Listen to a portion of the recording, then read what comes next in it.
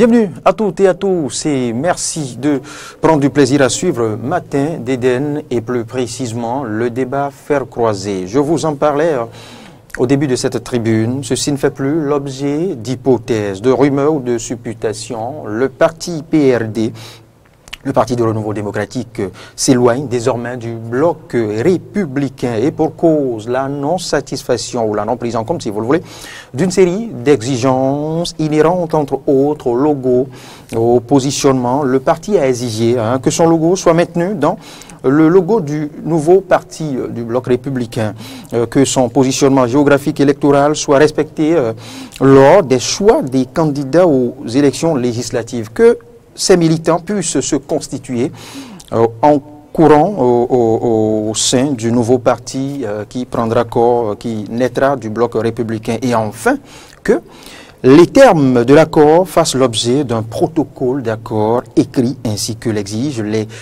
statuts du parti aux articles 85 et 86 et en contrepartie, bien évidemment, le PRD a consenti à ne pas revendiquer le leadership du nouveau parti qui naîtra du bloc républicain. Alors, de ces propos préliminaires naissent, je dirais, différentes questions. Pourquoi maintenant?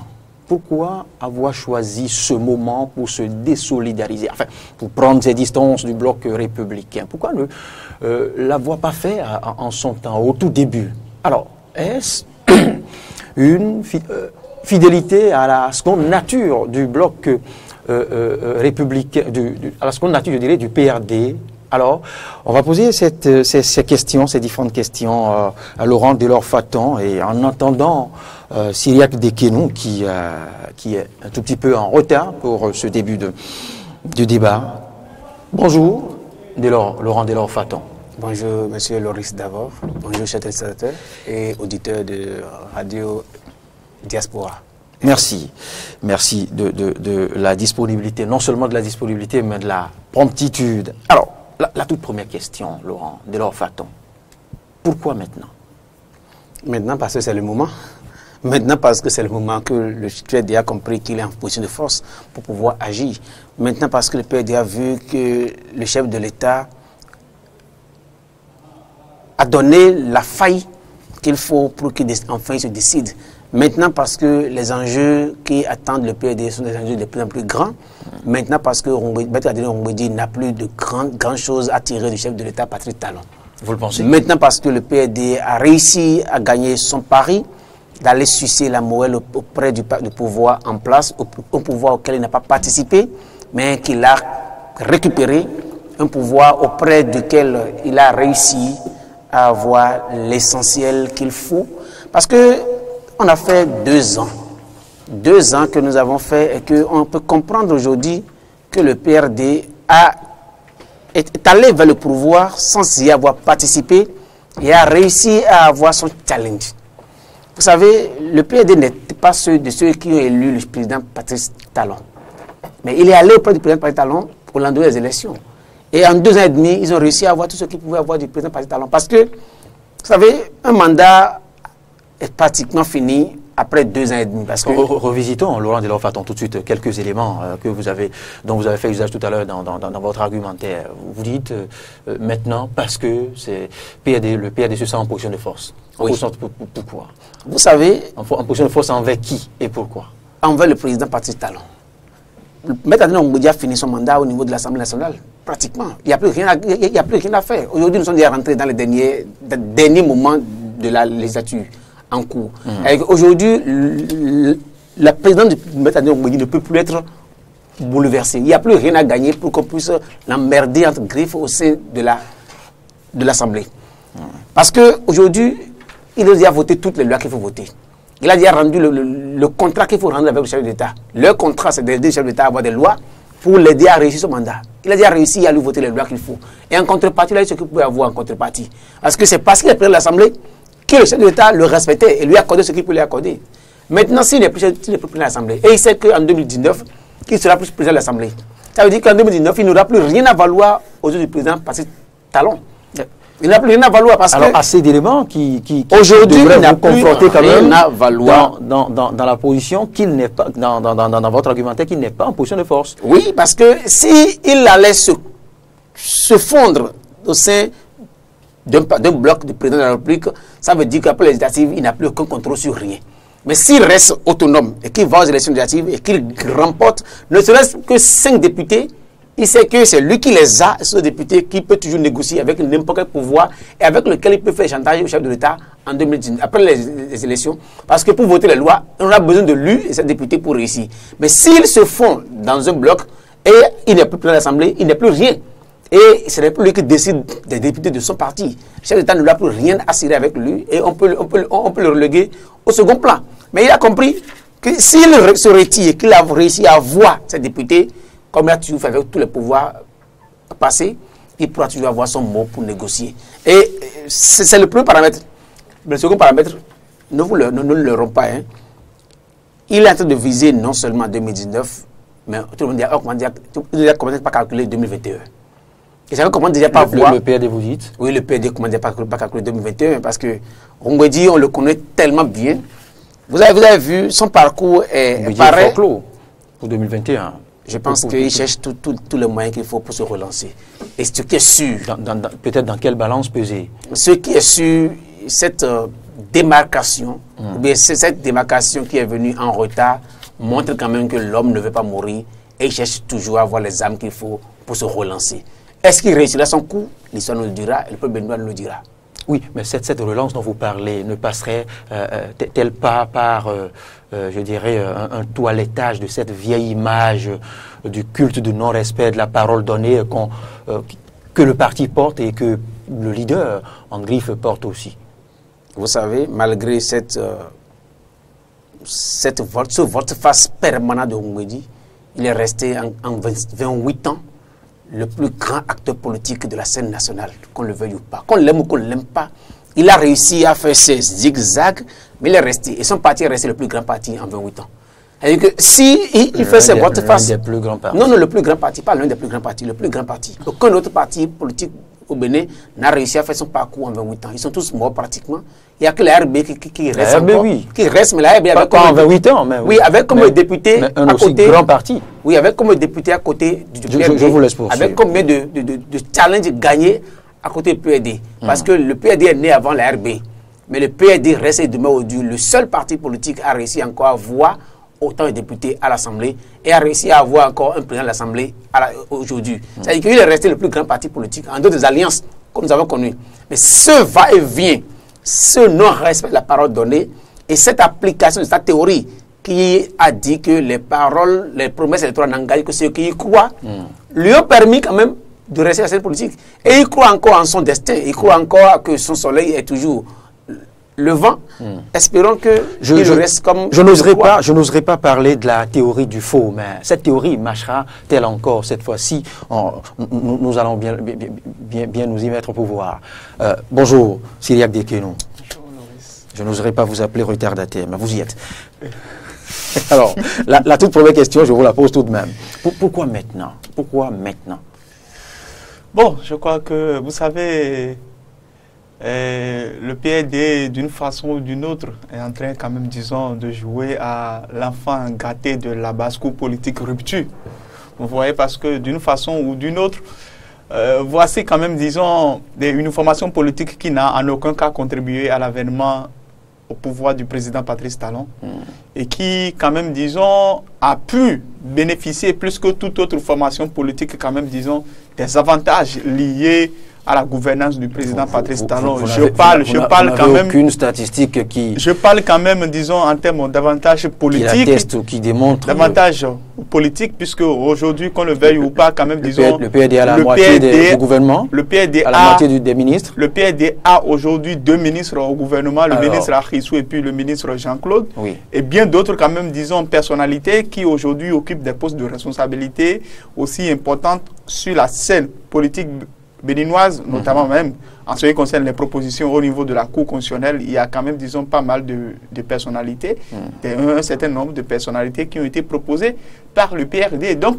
d'une façon ou d'une autre, le PRD, au regard quand même, disons, de la position du président, de Maître Adrien Houmbedi, était devenu quand même, disons, un allié important pour le président de la République qui devrait réussir son mandat à travers le vote d'un certain nombre de lois. Mais aujourd'hui, moi je crois que il serait peut-être mieux pour le chef de l'État ou bien quand même, disons, pour les acteurs politiques, surtout les premiers soutiens du chef de l'État, de laisser le PRD quand même, disons, faire tout ce qu'il peut faire. Puisque aujourd'hui, quand même, disons, le PRD est en train de faire un chantage que moi, pour ma part particulièrement, c'est que je n'apprécie pas trop. Parce que vous venez au sein d'un bloc où on dit qu'il faudrait rester ensemble pour se fusionner. Lorsque l'on dit on veut rester tous ensemble pour donner quand même, disons, une nouvelle identité à notre union, on ne dit pas forcément je veux à tout prix, je voudrais à tout prix maintenir mon identité. Non, vous ne pouvez pas vouloir former un parti. On n'a pas dit une alliance politique. Vous ne pouvez pas vouloir quand même, disons, vous fondre ensemble avec des formations politiques à l'image de ABT et bien d'autres formations politiques, les jeunes de Bénin en route et puis l'UNDD et autres, et dire que vous allez garder votre identité. De l'autre côté, quand même, lorsque l'on regarde au niveau des progressistes, on a vu l'Union fait la nation, on a vu la RB, on a vu la ND et bien d'autres qui ont quand même, disons, accepté et resté ensemble dans cette fusion. Alors, pourquoi est-ce que le PRD pose autant d'exigences? Et l'autre aspect de la chose qui véritablement corrobore quand même, disons, l'opinion des uns et des autres qui pensent quand même, disons, que bon, le PRD ou bien notamment son président est un coutumier des faits et qui ne respecterait pas les engagements politiques, c'est le fait quand même, disons, d'attendre jusqu'à la dernière minute avant quand même, disons, de désister. Alors qu'il était possible pour le PRD très tôt, lorsqu'il s'agissait de participer aux toutes premières réunions du bloc républicain, quand même, disons, de désister et de se mettre à l'écart. On a vu d'autres formations politiques qui se sont comportées ainsi, notamment l'UDBN, qui a été quand même, disons, franc.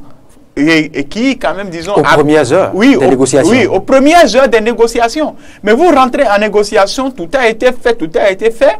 Et puis, on sort quand même, disons, un communiqué laconique. Et puis, bon, on se base là-dessus en disant que l'on veut constituer un courant au sein d'un bloc. Et bien de choses. Moi, je crois qu'aujourd'hui, quand même, disons, il faut que les responsables du PRD se prennent plus au sérieux. L'autre aspect de la chose qu'il faudrait souligner, c'est que aujourd'hui, qu'on le veuille ou pas, vous savez, lorsque vous rapprochez la majeure partie, de la majeure partie des acteurs politiques qui composent le bloc républicain, mais qu'est-ce qu'ils dénoncent? Ils disent ceci: la question du logo du PRD est fait qu'au nord déjà, l'opposition quand même, disons, parle de ce que nous avons vendu nos partis au PRD. Et cela fait déjà, c'est un message qui ne passe pas. Parce que l'on dit ceci, ils ont vendu quand même, disons, votre parti politique aux gens du Sud, ils ont vendu votre parti politique au PRD. Attendez pour voir le logo qui sortira, ce sera le logo du PRD. Et lorsque quand même, disons, l'on attend, notamment quand même, le premier communiqué final qui était issu de l'avant-dernière rencontre du chef de l'État avec le bloc républicain, c'est ce qui avait été présenté par Malik Gomina, c'était que la question du logo au nord, ça pose véritablement de problèmes. Donc, lorsque vous vous retrouvez dans cette posture et que quand même, disons, malgré cela, ce qui était sorti, c'était quand même, disons, le logo en casse-ciel avec, bon, la carte du Bénin, bon, qui n'était pas aussi visible que ça. Vous devez déjà savoir qu'il y a un grand sacrifice qui a été fait. D'une façon ou d'une autre, c'est une libération pour les autres acteurs du bloc républicain qui aujourd'hui vont se sentir plus à l'aise pour pouvoir quand même, disons, positionner leurs gars, puisque le PRD va même jusqu'à revendiquer des circonscriptions dans lesquelles le PRD, quand même, disons, depuis déjà des lustres, n'a pratiquement plus jamais eu des députés. Ce qui aujourd'hui fausse le débat. Le PRD a pris la décision d'aller seul. Ils ont parlé de suspension. Et moi, je voudrais véritablement souhaiter que ça ne soit pas une suspension provisoire, hein, non, mais que quand même, disons, que ça soit une décision définitive pour que le PRD aille seul pour montrer quand même de quoi il est capable pour que vraiment cette affaire-là, qu'on en finisse avec une fois de bon. Laurent Delors-Fatan, est-ce un jeu politique ou du chantage? Ni jeu politique, ni chantage. Ce n'est que le résultat d'une réforme mal ficelée et forcée. En réalité, on pouvait s'attendre à ce qui s'est passé, parce que le chef de l'État n'a voulu écouter personne. Et il a voulu, avec son BMP, qui jouait à son jeu, forcer les réformes. Tout le monde parlait. Que ce soit les intellectuels, que ce soit l'opposition, tout le monde parlait. Pour dire, c'est la méthode. Personne n'est contre le dialogue. Personne n'est contre le fait qu'il faut réformer le système partisan. Mais la méthode est forcing, la méthode est exclusive, la méthode est trop pressée. Et on se demande, est-ce que réellement les gens ont pris le temps pour réfléchir à ce qu'ils veulent faire? Vous l'appréciez ainsi de l'extérieur, selon, non, mais c'est pas de l'extérieur. Votre prisme. Nous sommes acteurs politiques. Et ce sont quand même des autorités responsables qui y ont adhéré. Politique, et je suis aussi intellectuel de la communication politique. C'est que de quoi on parle, on connaît de quoi nous parlons. Et ce n'est pas d'aujourd'hui que ça date. Vous savez, si aujourd'hui on a les résultats, ça veut dire que le débat était faussé. Parce que ce n'est pas aujourd'hui le résultat qu'il faut regarder. Depuis, sur ce plateau, partout, je l'ai décrié. Cette réforme ou bien ces lois votées à la va-vite et de manière forcée ne présagent pas d'un avenir certain. Et ça montre aujourd'hui que le chef de l'État vient encore une fois de chouer lamentablement. Parce que si c'était l'opposition qui mettait à mal les réformes, on comprendrait. Mais ce n'est pas l'opposition. C'est ce camp même qui est en train de décrier et de détruire ces réformes qu'il veut mettre en place. Parce que qui appelez-vous son camp, Laurent Delors-Faton? Ce n'est pas le PRD. Le PRD n'est que la troisième tentative d'opposition à cette réforme. L'UDBN était la première tentative. L'aile Roudé a commencé par faire des remous. Et aujourd'hui, nous avons le PRD qui vient. Ça montre quand même que si les opposants... Non, ce ne sont pas les mêmes cas. Il ne fallait pas tous les mettre dans la même balance. L'UDBN, aux premières heures, a demandé à aller consulter sa base. Et la logique de la base, vous l'avez suivi sur nos antennes. Alors, vous savez, il n'y avait pas de... Il ne faut pas faire d'amalgame. La volonté du système partisan était quoi? De réduire l'espace partisan au Bénin. Non, Laurent Delors-Faton, vous étiez en train de vouloir faire croire à l'opinion que, les différents, si je me permets de les appeler dissidents, si les différents cas de défection sont à classer dans la même catégorie. Oui, il n'y a pas d'amalgame à faire là-dessus. Jusque-là. Vous savez, si l'UDBN était avec le chef de l'État, oui. Aux premières heures, il aurait fallu simplement que l'UDBN reste à ce jour, en attendant communiquer. C'est vous qui le dites, mais je sais que l'État. On n'a pas suivi un communiqué de ce parti. Je crois que, au fait, vous savez,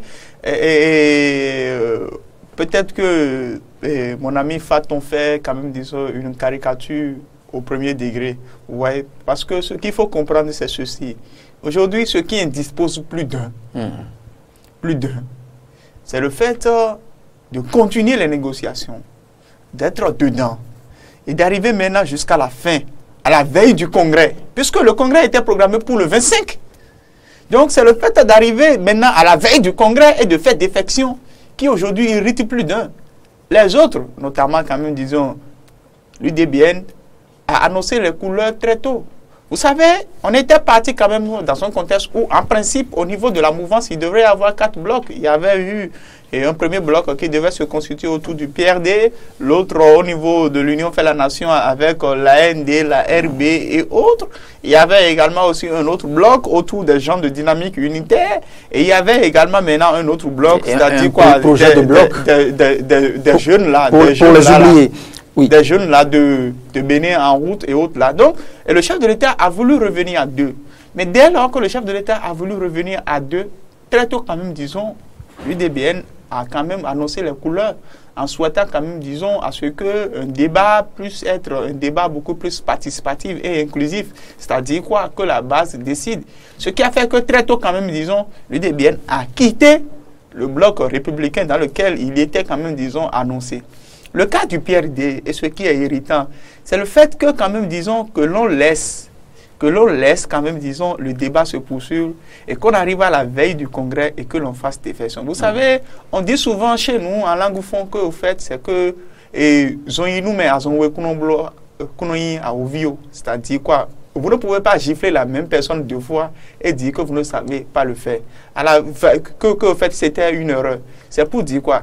À la veille des élections présidentielles de 2016, mais qu'est-ce qu'on a constaté? Tout le monde s'attendait à ce que le PRD soutienne quand même le président Patrice Talon, qui a été l'un des acteurs incontournables pour quand même, disons, pour le fait que le président Adrien Goumbédi quand même puisse avoir le pêchoir au niveau de l'Assemblée nationale. Mais le PRD a joué le jeu, et à la dernière minute, on a vu l'alliance contre nature, la RB, PRD, FCBE.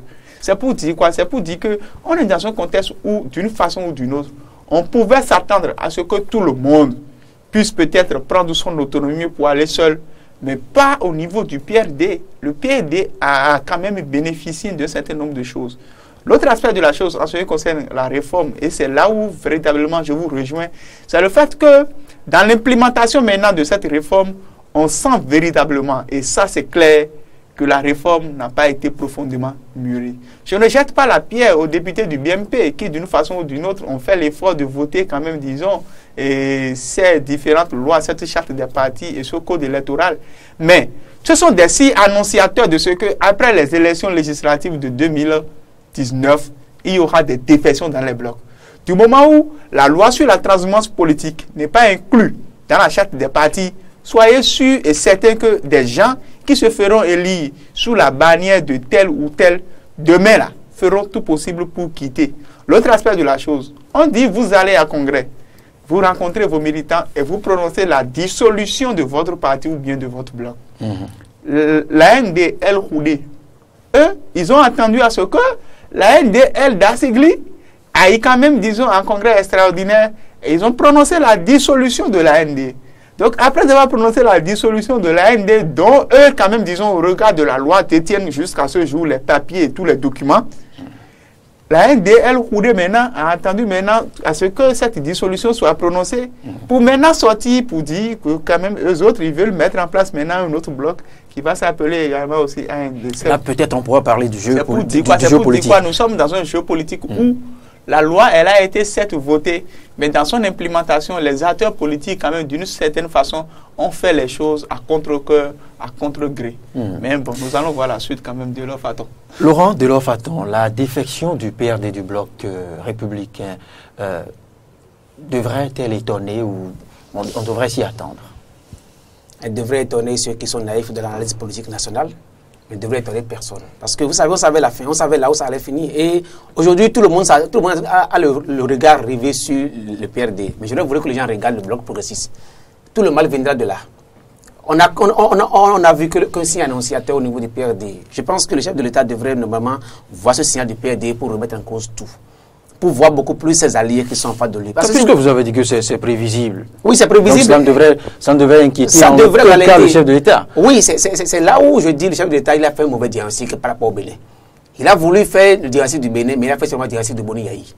Il a passé tout son temps à s'occuper de Boni Yahi dans toutes ses analyses et il a oublié que les Béninois sont ailleurs. Vous pensez que la réforme du système partisan tout ce qui le chef d'État est orienté vers Boni Yahi, est orienté vers l'opposition, alors qu'il est question de travail. C'est une lecture d'opposant. Non, c'est pas une lecture d'opposant parce que si les réformes étaient bien approfondies, on aurait les résultats. Mais aujourd'hui, toutes les réformes qu'il est en train d'opérer montrent leurs limites et montrent qu'ils n'ont jamais été bien pensés.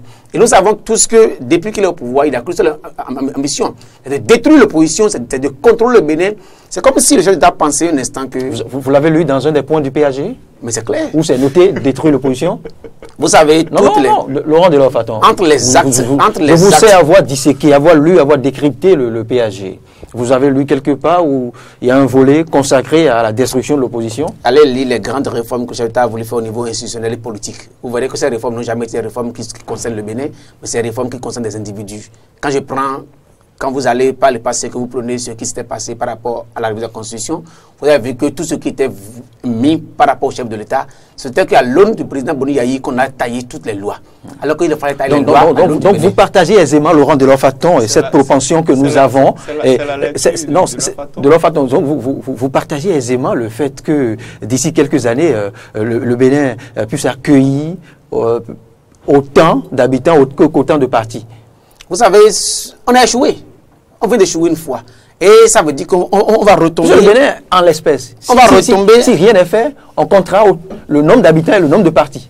Vous savez, tout le monde est d'accord sur le fait. Mais je dis le diagnostic. Alors vous dites que c'était organisé rien que contre... La solution proposée ne répond à rien.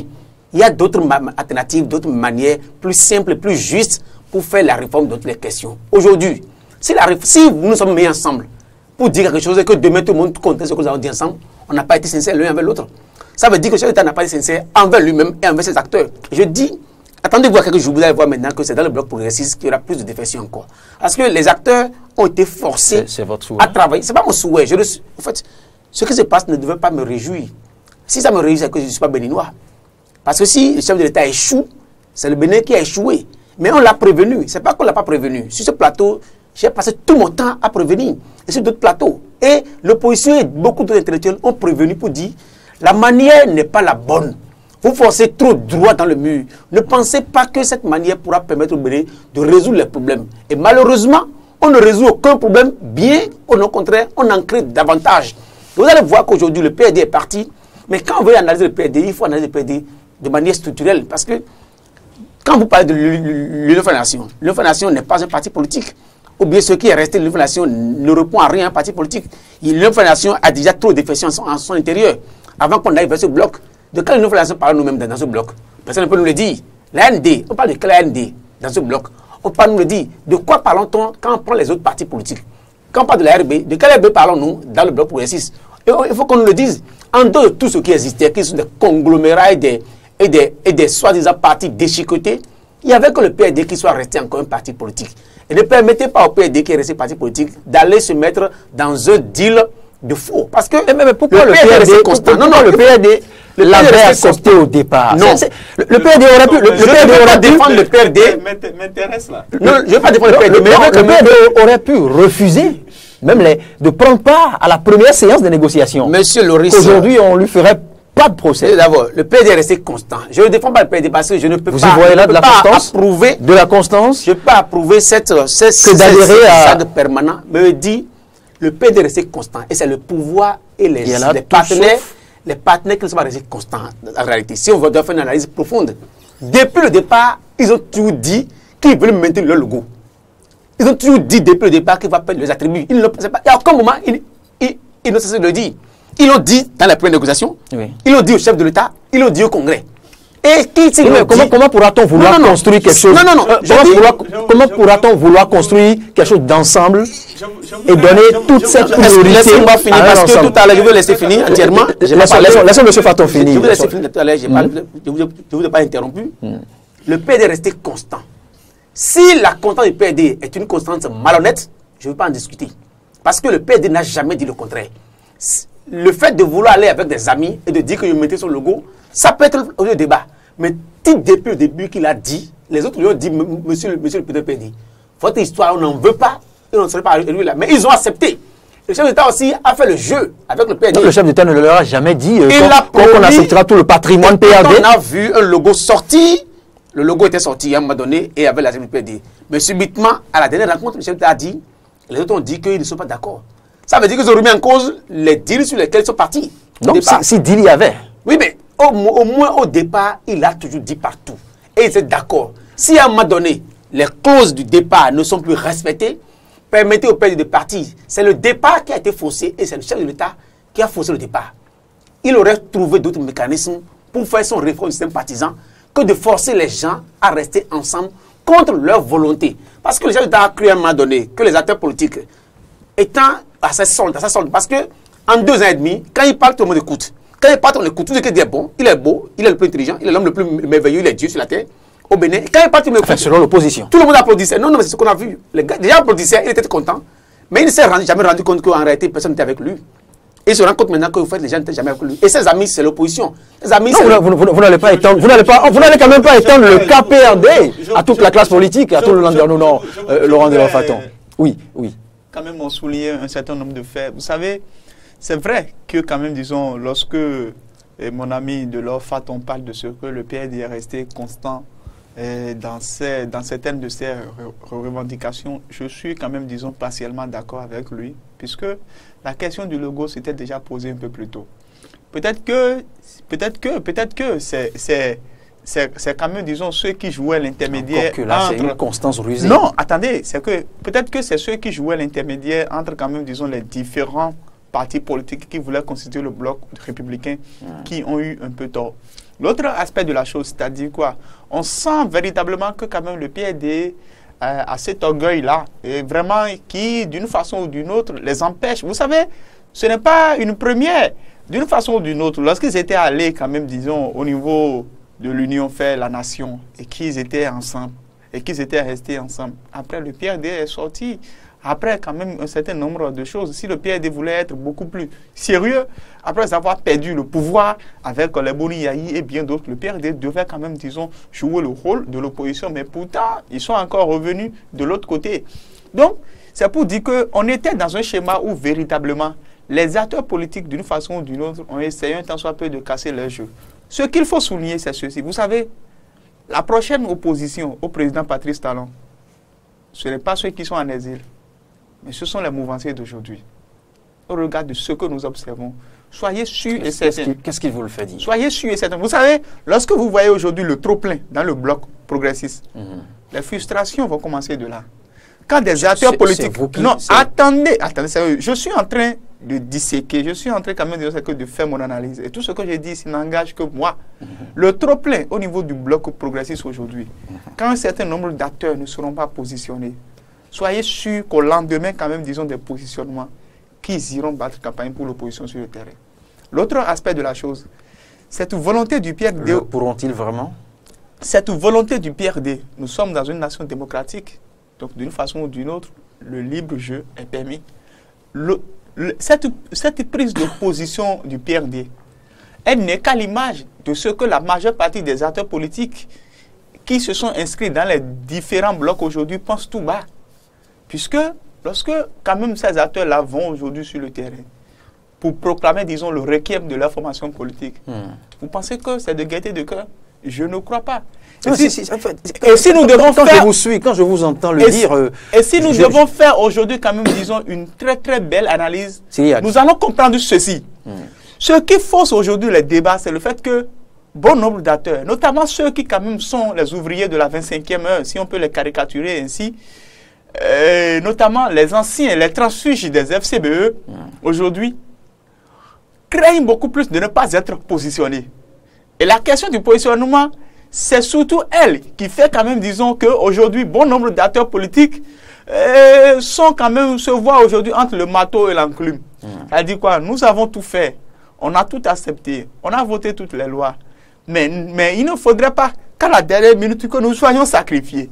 Et cette crainte-là qui anime aujourd'hui bon nombre d'acteurs politiques, cette crainte-là fait qu'aujourd'hui, vous allez voir une chose, il n'y a que l'opposition qui aujourd'hui travaille sur le terrain. Je ne parle pas de travail aussi visible, puisque quand même, que le travail de l'opposition aujourd'hui n'est pas médiatisé. Mais la majeure partie des acteurs politiques de la mouvance aujourd'hui sont concentrés sur les affaires de bloc.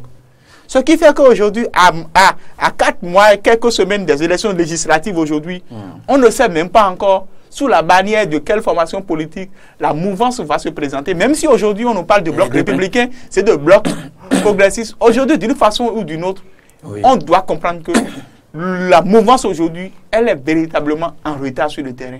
Et c'est pour cela que je dis une chose.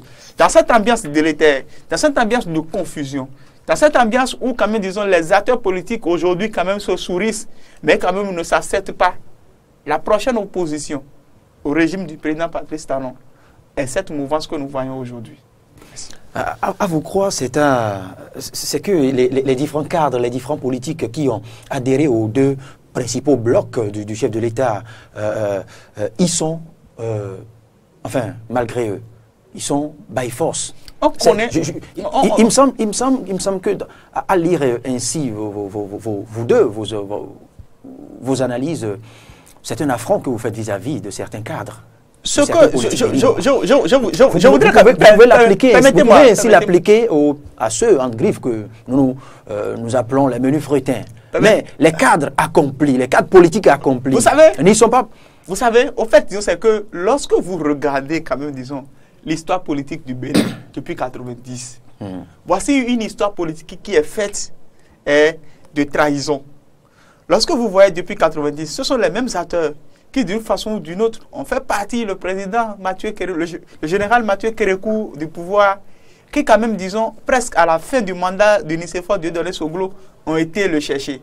Ceux qui hier quand même disaient que ne juraient que par Boni Yayi et le trouvaient comme, disons, le bon Dieu, et qui l'ont applaudi et qui d'une façon ou d'une autre l'ont conduit dans certaines erreurs, ce sont les mêmes qui aujourd'hui quand même, disons, le critiquent. C'est le jeu politique. Attendez. Le jeu politique au Bénin, n'est pas fait d'objectivité.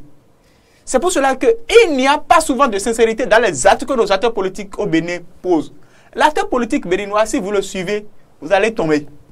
L'acteur politique béninois, c'est pour cela que nous devons d'une façon ou d'une autre, puisque les gens ne sont pas constants. Est-ce que ça fait plaisir aujourd'hui lorsque l'on voit, comme nous disons, des vidéos circuler sur les réseaux sociaux où on voit les mêmes acteurs politiques qui hier avaient dit autre chose pour défendre des opinions, c'est des points de vue, aujourd'hui dit le contraire. Cela voudrait dire quoi? Cela voudrait dire que nous sommes dans un contexte où les acteurs politiques ne pensent qu'à eux-mêmes. Peut-être que le président Patrice Talon a réussi quelque chose de très formidable. Ce code qui a été voté et cette nouvelle charte des partis politiques qui a été votée. Aujourd'hui, les gens trouvent que c'est vraiment difficile aujourd'hui de pouvoir quand même, disons, le respecter. Mais au fil des jours, vous allez voir quand même, disons, que des velléités, des volontés de pouvoir quand même, disons, créer leur propre bloc, cela naît. Cela voudrait dire quoi? Cela voudrait dire que le modèle a été mis en place. Mais dans son implémentation aujourd'hui, les gens d'une façon ou d'une autre, au-delà de la volonté de pouvoir rester ensemble aujourd'hui, se disent, mais ce n'est que 249 millions. Se disent, mais ce n'est que 1155 dossiers. Revenons au cas PRD. Laurent Delors-Faton, revenons au cas PRD. On y était. Alors, pensez-vous que les différents points, les exigences du PRD sont-elles toutes fondées? On n'a pas besoin de chercher si elles sont fondées ou pas. Ce n'est que des subterfuges, ce sont des prétextes pour pouvoir faire ce qu'ils ont fait. Parce que ce qu'ils ont fait, on savait qu'ils devaient le faire depuis. Ce n'est que des prétextes. Ils peuvent chercher tellement d'arguments pour justifier. Aucun argument ne sera convaincant. On sait que le PRD n'est pas prêt à disparaître. Mais Tadeu Mbouedji l'a dit pas tout. Et c'est la preuve que le chef de l'État ne s'est pas inspiré de l'histoire politique nationale. Et qu'il avait tous les moyens pour mieux réussir. Parce qu'il avait derrière lui 3 chefs de l'État qui ont réussi chacun d'eux à faire ce qu'ils pouvaient avec ces mêmes acteurs, qui ont fini par se voiler ou bien dévoiler sur tout le temps. Parce qu'avec Soglo, avec Kérékou, avec Boni Yahi, ils ont permis de nous faire voir tout ce qu'ils sont.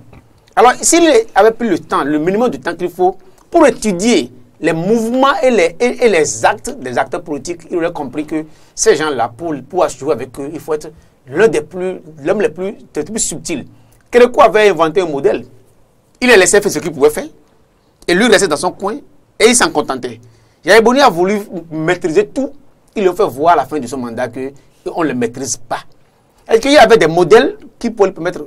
Le président Soglo a voulu justement, faire. Il a tiré le malheureusement, on se rend compte que lui n'a tiré aucune leçon de ses prédécesseurs. Parce que les autres ont fait au moins 5 ans. Soglo, c'est après 4 ans au moins qu'il a connu ce qu'il pouvait connaître. Et même Soglo n'a pas connu Soglo jusqu'à la fin. Il a maintenu tout le monde. C'est avec lui. Kérékou a maintenu tout le monde. C'est à la fin, c'est en 2005 qu'il a commencé les défections. Yahya Boni a maintenu les gens jusqu'en 2015. C'est après 2015 qu'il a commencé les défections. Mais Patrice Talon, je vous crois avoir suivi tout à l'heure Cyriaque Dekénou. Le PRD n'était pas un des acteurs. Oui, mais un des acteurs très proches, même pas du tout proche mais du camp de la rupture. Donc vous n'allez quand même pas prendre ce cas de la défection du PRD comme un cas d'école. Les gens ont toujours rejoint les présidents depuis 1990. Ce n'est pas nouveau. Les gens ont toujours rejoint, parce que le ralliement... Non, c'est à croire que la défection du PRD... non, parce qu'il ne faut jamais mettre le PRD comme un élément isolé. Je dis, le PRD, comme l'UDBN, comme l'AND, El Khoudé, résistent à la réforme bien à la volonté de l'État. C'est-à-dire que ceux-là aussi... Non, ils ne résistent pas. Ils résistent. Non, ils ne résistent pas aux réformes. Le dire ici, c'est à croire que ces différents partis refusent de se conformer au nouvel arsenal. Vous savez, la réforme est une volonté, sont des lois, mais c'est aussi un esprit. L'esprit de la réforme, c'est d'arriver à ce que le chef d'État puisse avoir des blocs qu'il maîtrise. Aujourd'hui, il ne maîtrise plus rien. Par contre, qu'on se voile dans la face. C'est votre lecture. La dernière fois, si le bloc progressiste a reporté son congrès, le bloc républicain a reporté son congrès, je ne pense pas quand même qu'on soit au niveau du pouvoir central et qu'on organise tout et qu'on reporte tout. Je ne sais pas si vous avez vu sur les forums ce qui s'est passé hier, où maintenant au niveau du bloc progressiste, on demande aux gens de cotiser 1 500 000 et consorts. Attendez, allez voir. vous ne maîtrisez pas, parce qu'aujourd'hui, les textes de loi ne sont pas clairs. Il faut bien lire leur communiqué pour le report. Ils ont dit qu'il faut que ça s'aille pour revoir encore les tests. Il n'y a pas de visibilité au sein des blocs. On ne sait pas ce à quoi riment les blocs, vers où les blocs nous conduisent. Les gens sont frileux parce que le chef met de l'opacité dans ce qu'il veut faire. Les blocs, si vous le voyez, les blocs n'ont pas de responsable, n'ont pas de dirigeant, n'ont pas de président. Les blocs ont des instances spécifiques. Oui. Mais la présidence revient à un individu, chef de l'État. Et personne n'est prêt à laisser son tester. Vous l'avez lu dans quel test? Vous l'avez lu dans quelle partie du communiqué? Non, Laurent Delors-Faton. C'est vrai que le chef de l'État conduit les négociations, conduit les grandes réunions des blocs. Mais il n'a été notifié nulle part que le chef de l'État est le président des blocs. Je voudrais quand même, disons, souligner un certain nombre de faits. S'inspirant aujourd'hui de cette défection du PRD, le chef de l'État aurait pu. C'est vrai que lorsque vous êtes président de la République élu, vous avez besoin d'une certaine majorité pour conduire vos réformes. Et en politique, on ne parle pas de soustraction ni de division, mais on parle plutôt de multiplication et d'addition. Je voudrais quand même, disons, amener peut-être le chef de l'État à comprendre ceci. Vous savez, c'est sans les partis politiques traditionnels que Patrice Talon s'est retrouvé au second tour de l'élection présidentielle. C'est-à-dire quoi? Il était porté par des mouvements, des associations, pas quand même, disons, une volonté populaire de porter un homme au pouvoir. Le peuple en un mot. Le peuple en un mot. C'est pour dire quoi? Lorsque dans un contexte pareil, vous avez été élu président de la République, vous devez savoir ceci. Ce n'est pas les grandes alliances qui garantissent à un chef de l'État une victoire à une quelconque élection. Et je l'ai dit sur ce plateau. Ce n'est pas le fait d'allier AND, RB, patati patata, PRD, tout ça, qui garantirait au chef de l'État une certaine majorité au Parlement. Ce n'est pas évident. Et aujourd'hui, la jeunesse, elle est très très massive. Peut-être que le chef de l'État aurait mieux fait peut-être de compter sur la majeure partie de ces jeunes-là qui se sont regroupés de part et d'autre. Et laisser également aussi ceux qui, d'une façon ou d'une autre, lui garantissent un soutien sincère, également aussi aller. À la fin, il les récupère pour former sa majorité. Mais le simple fait aujourd'hui de vouloir compter sur des acteurs politiques traditionnels qui, d'une certaine façon, ne l'ont pas amené au second tour des élections, qu'on le veuille ou pas, l'Union fait la nation n'a pas déclaré sa position au premier tour des élections. Le PRD a fait l'opposition. La RB, idem. Les FCBE aujourd'hui, les transfusions des FCBE, les députés là, ce sont des gens qui ont fait des sous. Mais pourtant, Patrice Talon a eu 24, et quelques %. C'est pour dire quoi? C'est pour dire que aujourd'hui, le chef de l'État doit comprendre ceci. La jeunesse, elle est là, elle la regarde. Le fait de compter sur les anciens acteurs politiques traditionnels crée aujourd'hui assez de frustration dans le rang des jeunes qui peut-être se disent artisans d'une victoire et d'un avènement au pouvoir, mais qui aujourd'hui se sentent d'une façon ou d'une autre écartés. Il n'a qu'à laisser ceux qui sont partis qu'ils partent. Le bloc, que les blocs soient formés ou pas, que le chef de l'État croise les bras. Les gens, non, ce sont des acteurs politiques, qu'on le veuille ou pas. On vous aura compris, Syria, pour les élections législatives. Ceux qui en sortiront, il pourra les récupérer. Merci beaucoup. On vous aura compris, Syria Dekeloum. Pour mettre un terme maintenant à ce débat, une toute dernière question. Le cas PRD, le culte du non-respect de la parole donnée du PRD, ne précise pas davantage la problématique de l'éthique dans la politique. Laurent Delors-Faton. Lier l'éthique à la politique, c'est l'œuvre la plus difficile, surtout les cieux. Ce n'est pas seulement au Bénin, hein, mais c'est l'idéal. L'idéal aurait voulu qu'on essaie de lier les deux. C'est difficile à faire. Et le PRD nous montre simplement que le contexte béninois n'est pas encore bien préparé pour que l'éthique soit au cœur de la politique. Parce que en étant le parti ayant fait moins preuve d'éthique, ils ont réussi à rester le plus grand parti politique au Bénin. Ça veut dire que le PRD nous montre que l'espace politique béninois est encore à construire et à reconstruire totalement. L'idéal aurait voulu qu'on ait l'éthique, mais on ne l'a pas aujourd'hui. Et ceux qui n'ont pas l'éthique, c'est eux qui réussissent. Merci. C'est tristement le constat que nous avons. Delors-Faton. Syria Dekeloum. Un mot de fait, le président Patrice Talon n'a qu'à s'inspirer de tout ce qui se passe pour savoir ceci. Aucune sincérité ne réside dans cet environnement politique dans lequel il se trouve aujourd'hui. Et que les acteurs le veuillent ou pas, nous sommes coutumiers d'un fait. On ne reproche pas au chef ce qu'il fait de mal. On ne dit pas au chef, le chef, vous avez tort. Mais d'une certaine façon, il n'y a aucune sincérité qui réside dans tout ce qui se fait aujourd'hui. et que le chef de l'État s'inspire de tout ce qui se passe pour savoir ceci. Soit il fait l'option de laisser les uns et les autres aller et il les récupère, ou soit quand même, disons, il fait l'option de laisser ces différents blocs-là se constituer. S'il peut aider, s'il peut les aider, je parle de ces différents, que ce soit progressistes, républicains, UDBN ou PRD. S'il peut les aider, il les aide. Ceux qui en sortent, il les récupère. Mais le fait de vouloir à tout prix confiner tout le monde dans un même environnement, c'est-à-dire à travers ces deux blocs, et le trop-plein des progressistes que nous remarquons, ne présage pas quand même, disons, d'une suite des élections législatives meilleures pour le pouvoir en place. De toutes les façons, la rupture, si la rupture réussissait, c'est merci pour le Cyriac. de tous les Béninois. Merci Cyriac Dekeno, merci Laurent Delors Fatan pour votre disponibilité. Cyriac, vous l'avez quelque peu effleuré.